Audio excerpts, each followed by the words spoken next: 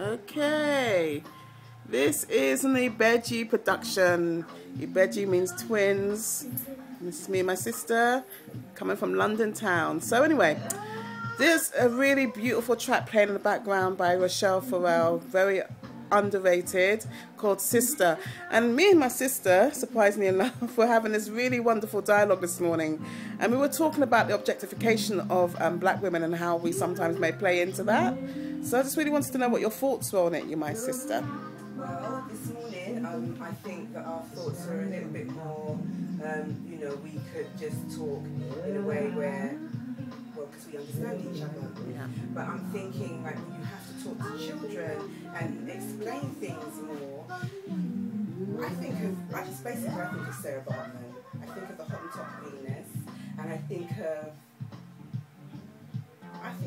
you know, the way that the Europeans, that's always pelagiarized everything. And that's what they did. They objectified us, and they did it in a way that pelagiarized and took away from the real essence of what an African woman is, who she is. And we've gone so far away from that now. What are we passing to our children when we are presenting our own selves in a way that is not necessarily attractive, to say the least? Yeah, I think sometimes we actually do a disservice to ourselves as well, because we kind of, again, we just present this one-dimensional, we present this one-dimensional character to ourselves, and we as black women, African women, are very multi-dimensional.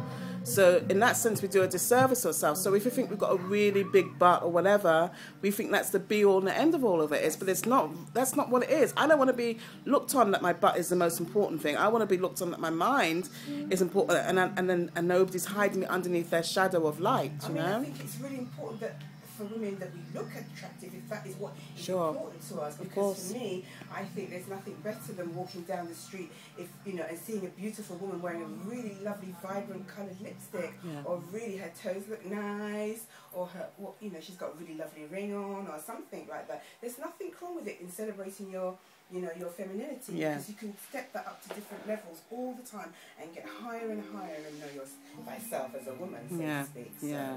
No, I just think that, you know, there's so many sides of us as women, as black women.